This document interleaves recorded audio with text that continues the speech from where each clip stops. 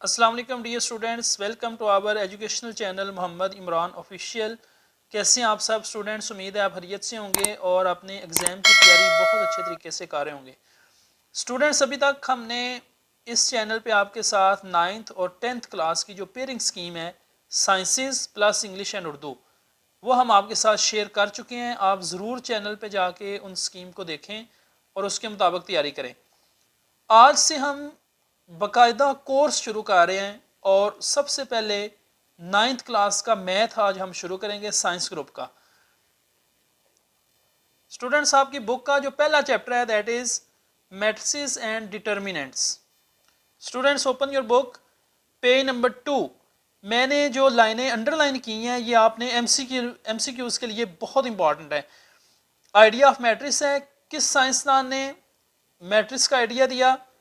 English mathematician था 19th century में। ये चीज़ें आपसे एमसीक्यूज में पूछी जाएंगी। थ्योरी ऑफ मैट्रिक्स और किस साल में? 1858 में। ये दो तीन चीज़ें, साइंटिस्ट का नेम, इंग्लिश मैथमेटिशियन था, कौन सी सेंचुरी में और किस ईयर में मैट्रिक्स का जो कॉन्सेप्ट है वो डेवलप हुआ। सबसे पहले मैट्रिक्स की डेफिनेशन है।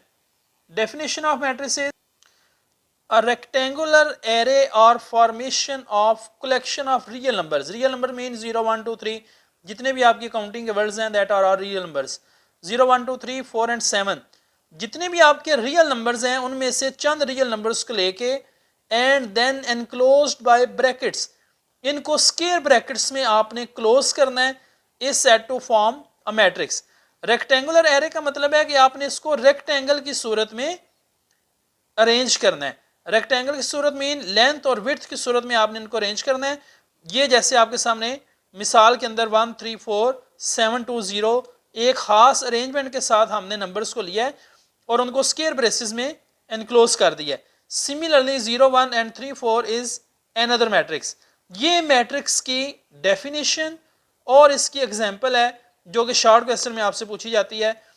तो आपने इस तरीके से कोई भी नंबर्स लेके उनको इस रेक्टेंगुलर वे में आपने अरेंज करना है और स्क्वायर ब्रैकेट में क्लोज कर देना है। That is your matrix. Matrix के बाद नेक्स्ट जो डेफिनेशन है that is rows and columns of a matrix. देखें स्टूडेंट्स, ये आपके सामने एक मैट्रिक्स है A 1 2 0 3 5 4 2 1 -1, that is called horizontal arrangement. Definition आप इसकी देखें, in matrix A entries presented in horizontal way, that is horizontal way from left to right। तो horizontal way में जो भी एंट्रीज हैं that are rows। आप देखें इस मैट्रिक्स में कितनी रोज हैं? 1 2 and 3। these are named as R1 R2 and R3। तो horizontal arrangement में जो आपने नंबर लिखे हुए हैं that are your rows। this matrix have 3 rows और R1 R2 and R3। Horizontal entries जो हैं, हॉरिजॉन्टल वे में जो आप नंबर्स को प्रेजेंट करेंगे वो आपकी रोज बनाएंगे। जैसे इस मैट्रिक्स में 3 रोज हैं। Next definition is columns. Column of matrix, आपकी जो वर्टिकल रेज हैं, वर्टिकल वे में जब आप नंबर्स को अरेंज करेंगे, जैसे ये सर्कल में आपके सामने दिए हुए हैं C1 C2 and C3। In matrix B all entries presented in vertical way are called column.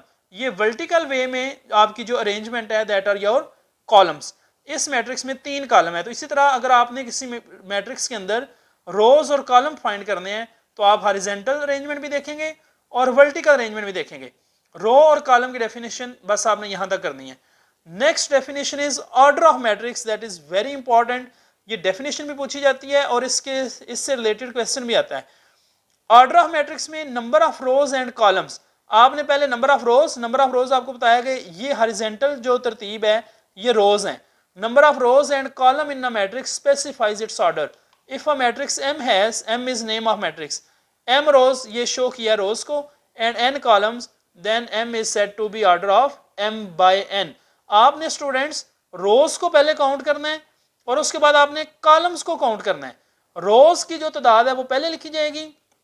For example this matrix है 2 रोज 1 2 3 1 0 2, 2 rows and columns are 1 1 2 0 and 3 2।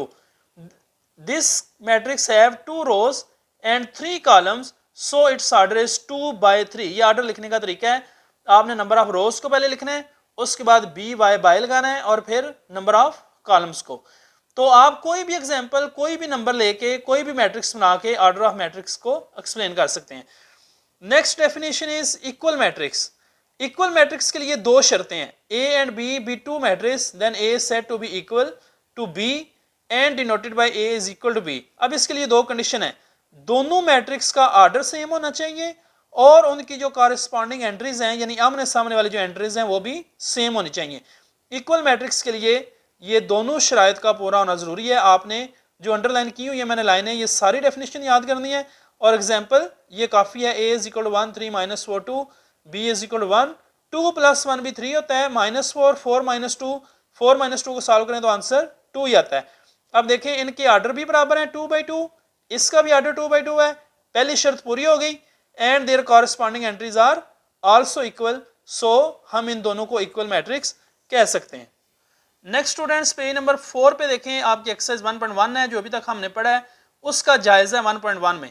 First question is find the order of matrix. आपने इनकी रोज और column को count करके order बताना है कि इनका ऑर्डर क्या है। फॉर एग्जांपल ए है, इसमें देखें 2 रोज हैं और 2 ही कॉलम है, तो इसका ऑर्डर लिखा जाएगा 2/2। इसी तरह बी पार्ट में 2 मैट्रिक्स हैं, टू इस मैट्रिक्स में 2 रोज हैं और 2 कॉलम है, so it's order will be 2/2। इसी तरह आप सी में देखें 1 रो है एंड कॉलम्स आर 2, क्योंकि 2 के नीचे भी अगर आप एंट्रीज लिखें और 4 के नीचे भी तो 2 कॉलम बनते हैं, इसलिए इसके 1/2 इसका ऑर्डर है। डी इज 4 0 6, इसमें देखें 4 के सामने अगर कोई एंट्री लगाएं, 0 के सामने, 6 के सामने, तो ये 3 रोज बनती हैं, 3 रोज हैं and it has only 1 column, so it's order will be 3/1। उसके बाद ई मैट्रिक्स देखें, एफ देखें, सोल्यूशन आपके सामने है, रोज और कॉलम को काउंट करें और इस तरीके से आप ऑर्डर लिख सकते हैं। क्वेश्चन नंबर 2 है एक्सरसाइज 1.1 का question number 2, which of following matrices are equal. आपने देखना है कि इक्वल मैट्रिक्स की जो आपने डेफिनेशन पढ़ी है उस शर्त पे कौन सी मैट्रिक्स पूरा उतरती हैं। जैसे ए और C that are equal, for example A is equal to 3 और सी जो है 5 - 2 आंसर 3 आता है, तो ये दोनों इक्वल हैं। सिमिलरली बी और आई मैट्रिक्स दैट आर इक्वल, 3 5, इसका आंसर भी 3 5 आता है। इसी तरह ई एच और जे को अगर आप गौर से देखें, इनका ऑर्डर भी सेम है और कॉरेस्पॉन्डिंग एंट्रीज भी सेम है, दोनों शराइत को फुलफिल करती हैं। Similarly F and G these are also equal matrix, they have same order and same corresponding entries. Question number 3 जो है ये बहुत इंपॉर्टेंट है, बहुत इंपॉर्टेंट है, ये शॉर्ट में बड़ी दफा रिपीट हो चुका है। Find the value of A B C and D, ये इसका मैं सोल्यूशन स्टूडेंट्स, ये आपके सामने क्वेश्चन नंबर 3 का सोल्यूशन है 1.1। क्वेश्चन नंबर 3 का सोल्यूशन है आपके पास a + c a + 2b c - 1 and 4d - 6 that is equal to 0 3 - 7 and 2d। ये क्वेश्चन की स्टेटमेंट है, इसमें हमें दिखाया गया है कि दीज आर 2 इक्वल मैट्रिक्स और आप इनमें से a b c और d की वैल्यू फाइंड करें। तो सबसे पहले a + c के सामने वाला जो एलिमेंट है वो 0 है, तो आप a + c को 0 के बराबर रखें इक्वेशन 1 के लिए। उसके बाद c - 1 इज इक्वल टू 3, यहां से स्टूडेंट्स आपको c की वैल्यू मिल जाएगी, ये -1 है, इसकी प्लेस चेंज करें तो साइन भी चेंज होगा, 3 + 1 c will be equal to 4। अब ये c की वैल्यू स्टूडेंट्स आप इक्वेशन 1 में पुट करें तो a की वैल्यू भी आपके पास आ जाएगी। Put value of c in 1, a + c is equal to 0, a plus, अब c की जगह हम c की वैल्यू यहां पुट करेंगे 4, तो a will be equal to -4। Next students a + 2b, next जो स्टेटमेंट है a + 2b, ये इसको आपने -7 के बराबर रखना है क्योंकि ये इक्वल मैट्रिक्स हैं। आइडेंटिकल एलिमेंट्स को एक दूसरे के आमने सामने रखना है, बराबर रखना है। a + 2b will be -7। अब आपने a की वैल्यू, ये जो a की वैल्यू है ये इस इक्वेशन में आपने पुट करनी है, तो a की जगह -4 लगाएंगे, -4 + 2b is equal to -7, 2b will be -7, इसकी लोकेशन चेंज करें साइन चेंज करके, 2b will be -3 and b will be -3/2। Last statement है students 4d - 6 is equal to 2d, 4d - 6 is equal to 2d, 4d ये 2d इधर आगे minus होगा, 2d will be equal to 6, 4 में से 2 minus किया, 2d is equal to 6 and d will be 3।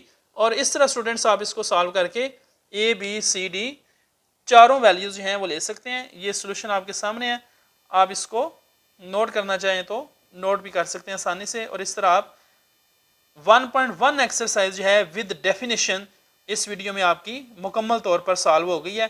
तो इसको आप अच्छे तरीके से तैयार करें, प्रैक्टिस करें। बहुत आसान है, इनमें से शॉर्ट क्वेश्चन डेफिनेशन में से, इस एक्सरसाइज में से शॉर्ट क्वेश्चन आते हैं। तो इसकी अच्छी तरह प्रैक्टिस करें, डेफिनेशंस को लर्न करें, आपके लिए आसानी होगी। Thank you.